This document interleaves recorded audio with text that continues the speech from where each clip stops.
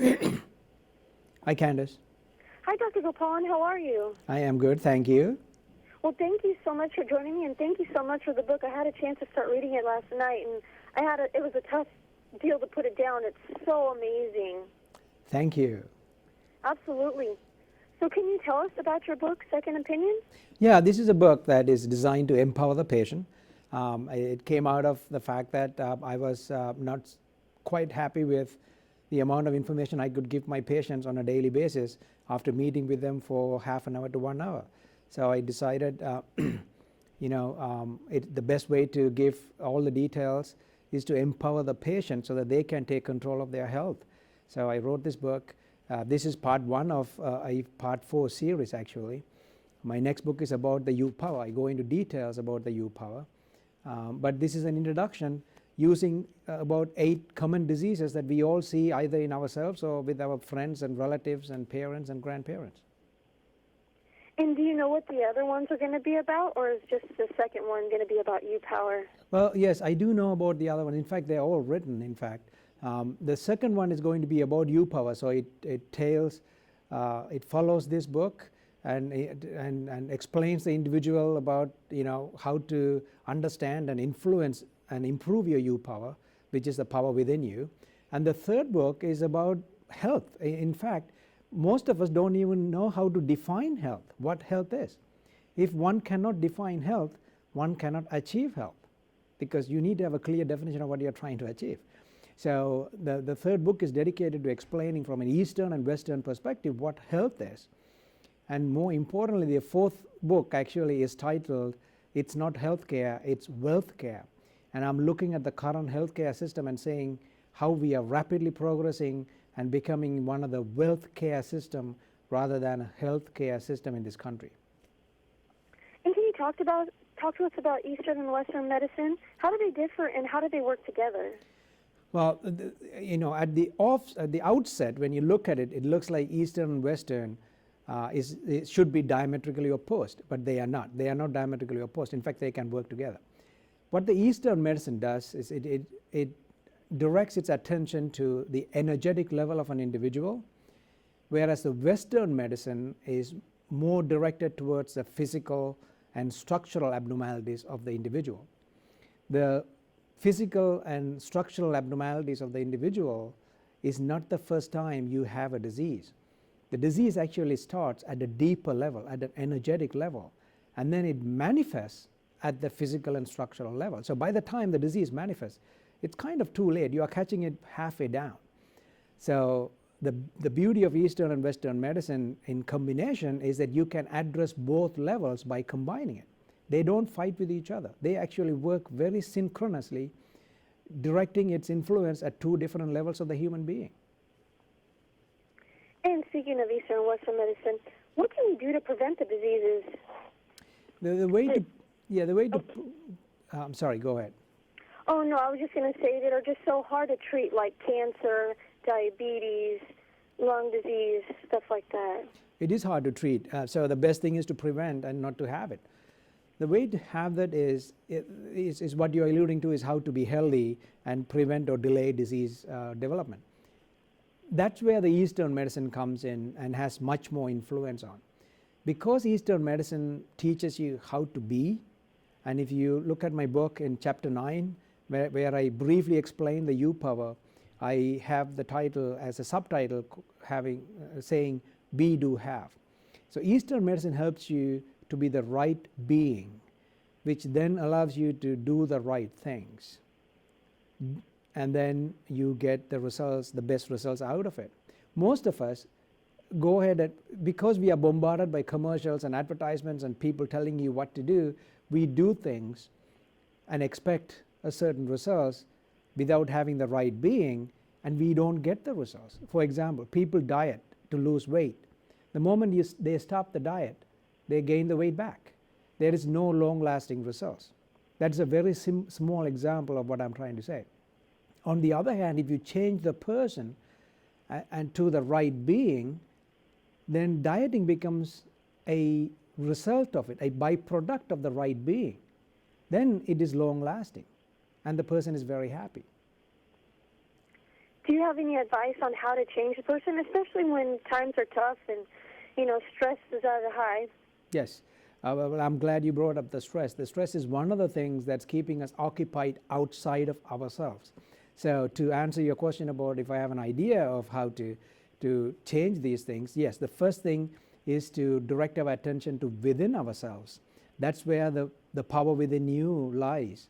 So you need to change the attention to within yourself, which is achieved by what I call being mindful. And the word mindfulness everyone understands, but you may not have the depth of it. Being mindful of what you're thinking. And in my book, with regard to what I call HI triangle, which is a simple structure that I have created for us to understand ourselves. There I have alluded to what is called a primal self and a social self. So once you become very mindful of the primal self, which is the dialogue, internal dialogue that's going on within you, and then try to compare that to who you are being to the society and see, is there a big gap between the two? Am I aligned with who I am within myself to the outside world, or am I a totally different person than who I am within myself?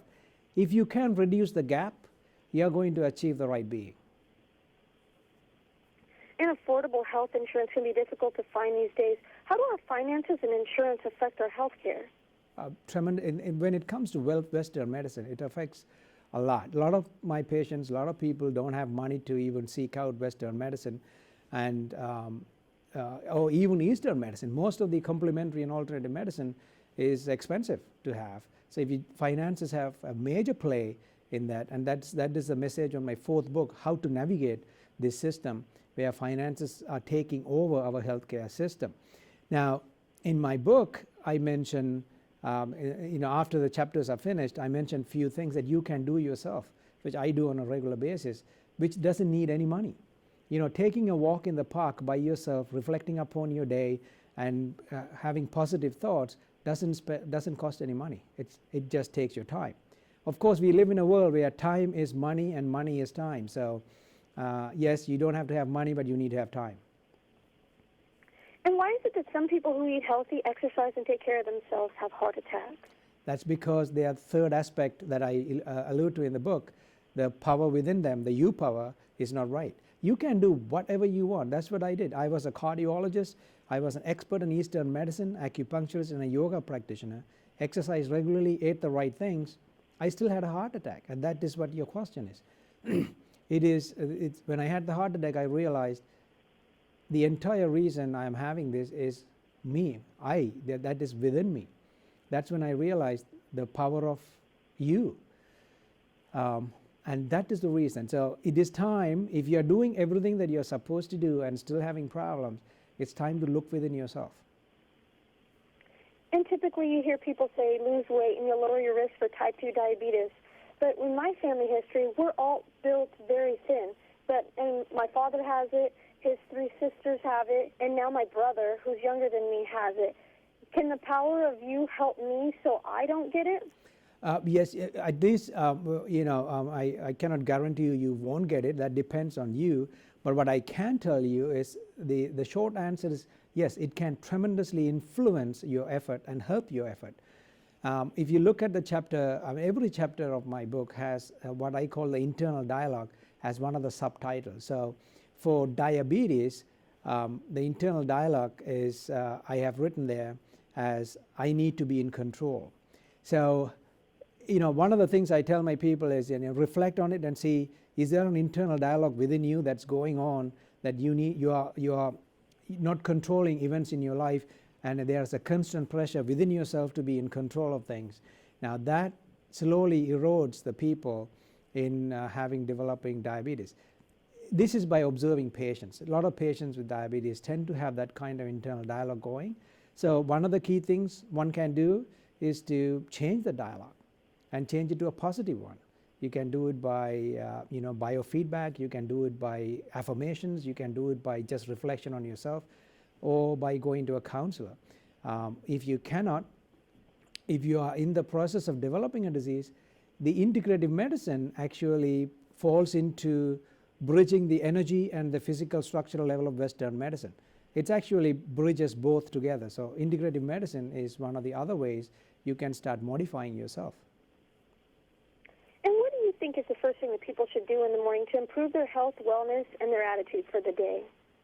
The first thing in the morning is to look, I can tell you what I do. I meditate. That's the first thing I do. So meditation helps you to be mindful, be aware of your thoughts, and in fact, it increases the gap between a thought and action. In other words, you don't reflexively do things.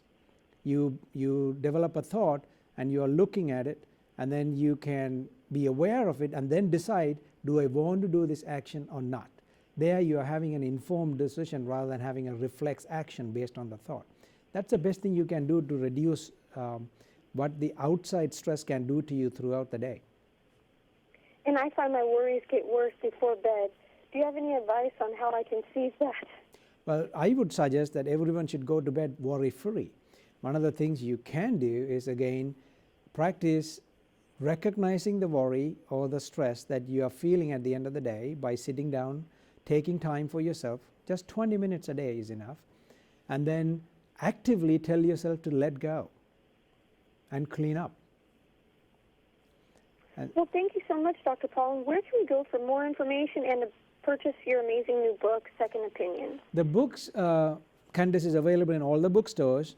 And then there are two websites that I've created. One is my treatment center in Scottsdale, Arizona, which is called curapersonalis.us. That's the address, curapersonalis.us. And the second website is healthyhuman.us, which is also a website where we have information and you can reach out to us. It was such a pleasure speaking with you today, Dr. Gopalan. Thank you so much for taking time out of your busy schedule. I really appreciate it. It's a pleasure, and thank you for having me, Candace. Absolutely, anytime. Thank you. Bye-bye. Bye-bye.